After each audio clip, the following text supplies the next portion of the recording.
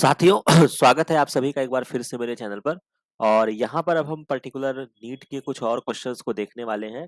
तो जैसा कि कुछ और क्वेश्चंस जो कि आपके इंपॉर्टेंट क्वेश्चंस थे, तो उसमें से एक क्वेश्चन आपका था कि during the purification process for recombinant DNA technology addition of chilled ethanol precipitate out. तो यानी कि जब हम डीएनए का प्यूरिफिकेशन करते हैं या प्यूरिफिकेशन स्टेप करते हैं आरडीडी टेक्नोलॉजी में, वहां पर हम चिल्ड इथेनॉल का यूज करते हैं। तो वो कह रहा है कि जो आपका चिल्ड इथेनॉल है वो किस चीज को प्रेसिपिटेट करता है। तो आपका जो चिल्ड इथेनॉल होता है वो आपके डीएनए को प्रेसिपिटेट कराने के लिए किया जाता है। इसके बाद नेक्स्ट क्वेश्चन जो कि काफी अच्छा क्वेश्चन यहाँ पे पूछा गया है कि cellulose does not form blue colour with iodine because. तो क्या होता है कि जो आपका, अगर मैं रिएक्शन की बात करता हूँ, तो जो आपका ब्लू कलर देता है आयोडीन के साथ, वो आपका स्टार्च होता है। ठीक है, और स्टार्च जो होता है ये आयोडीन के साथ रिएक्ट करता है तो ये आपका ब्लू कलर देता है। क्यों देता है? क्योंकि ये आपका एक तरीके का हेलाइकल स्ट्रक्चर होता है। ठीक है, लेकिन जब आप सेलुलोज की तरफ जाते हैं तो ये आपका लीनियर पॉलीसेकेराइड होता है। तो इसी वजह से क्या होता है, यही मेन रीजन होता है जिसकी वजह से ये ब्लू कलर नहीं देता है। तो यानी कि इसका जो राइट आंसर निकल कर आएगा, it does not contain complex helices. बाकी अगर हेलाइकल स्ट्रक्चर की बात करें तो सेलुलोज में होता नहीं है। सेलुलेज आपका जो है, सेलुलोज जो है वो आपका कह सकते हैं कि पॉलीसेकेराइड है, तो डाइसेकेराइड भी नहीं होगा, और बाकी फर्स्ट वाला ऑप्शन भी नहीं बैठेगा। तो यानी कि जो इसका राइट आंसर आपका निकल कर आएगा वो आपका फोर्थ ऑप्शन होगा। बाकी एक चीज और याद रखिएगा कि स्टार्च जो होता है वो ब्लू कलर देता है, और यही चीज जब ग्लाइकोजन के साथ रिएक्शन होता है तो ये आपका रेड कलर देता है। ठीक है, इसके बाद अगर मैं बात करता हूँ, सेल साइकिल से भर भर के क्वेश्चन थे तो यहाँ पे भी पूछा गया है। तो अब आपको यहाँ पे मैचिंग करनी थी। तो यहाँ पे आपसे कह रहा है क्विसेंट स्टेज। तो यानी कि जो आपका जी नॉट स्टेज होता है ये आपका बेसिकली इनएक्टिव फेज होता है, यहाँ पे सेल डिवीजन नहीं होता है। तो यानी कि सी को मैं सेकंड से मिला दूंगा, जो कि आपको एक ऑप्शन में देखने को मिल रहा है।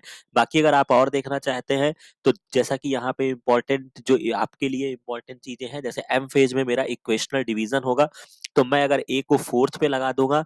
इसके बाद अगर मैं बात करता हूँ, G2 फेज में मेरा प्रोटीन की सिंथेसिस होती है, बी का फर्स्ट हो जाएगा। और G1 फेज जो होता है ये मेरा एक तरीके का इंटरवल फेज होता है between the mitosis and initiation of the DNA. यानी कि आपका रेप्लिकेशन ऑफ द डीएनए जो होता है वो एस फेज में होता है। तो G1 जो है वो आपका क्या है, एस मतलब आपके रेप्लिकेशन के पहले का फेज है। तो याद रखिएगा, बहुत ही इंपॉर्टेंट है। तो और इस तरीके की चीजों को एक कॉपी में सेपरेट नोट डाउन कर लीजिएगा, ताकि नेक्स्ट टाइम अगर डायरेक्ट क्वेश्चन आता है तो आप इनको सही तौर पे आंसर कर सकें। ठीक है, तो बहुत ही बढ़िया क्वेश्चन यहाँ पे पूछा गया।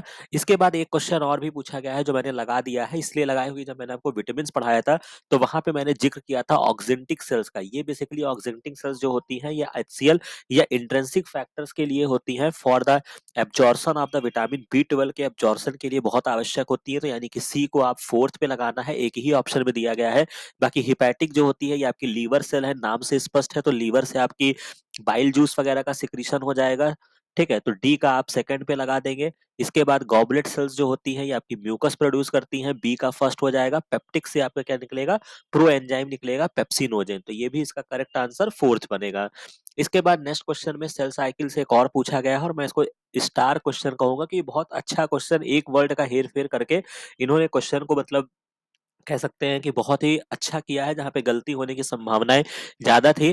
तो during the G naught phase of the cell cycle the cell is a metabolic inactive. तो एक्चुअली में होता क्या है कि आपकी जो जी नॉट फेज होती है, जैसा कि आप इस मैचिंग वाले क्वेश्चन में भी देख सकते हैं कि हमने इसको क्विसेंट स्टेज कहा है। ये आपकी इनएक्टिव फेज है, यानी कि सेल्स जो है वो आपकी डिवाइड नहीं कर रही है। लेकिन क्या है कि ये आपकी मेटाबॉलिक इनएक्टिव नहीं है। ठीक है, क्योंकि उसको जीवित रहना है तो उसको मेटाबॉलिक प्रोसेस करना है।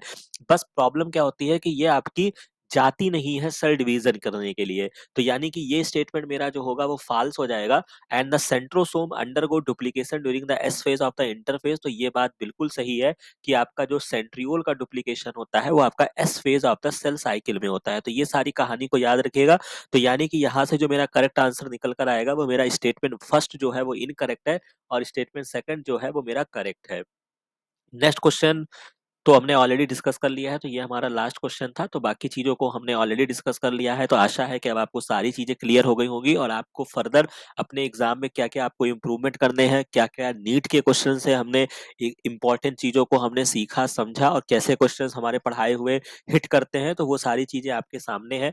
तो अच्छे से पढ़ाई करिए, ताकि नेक्स्ट बार जब आप कोई भी एग्जाम देने जाए तो इस तरीके की कोई भी गलती आपके साथ ना हो। ठीक है, तो यहाँ तक आपकी बात क्लियर हो गई है। बाकी मिलते हैं नेक्स्ट वीडियो में नेक्स्ट इन्फॉर्मेशन के साथ। Thank you very much.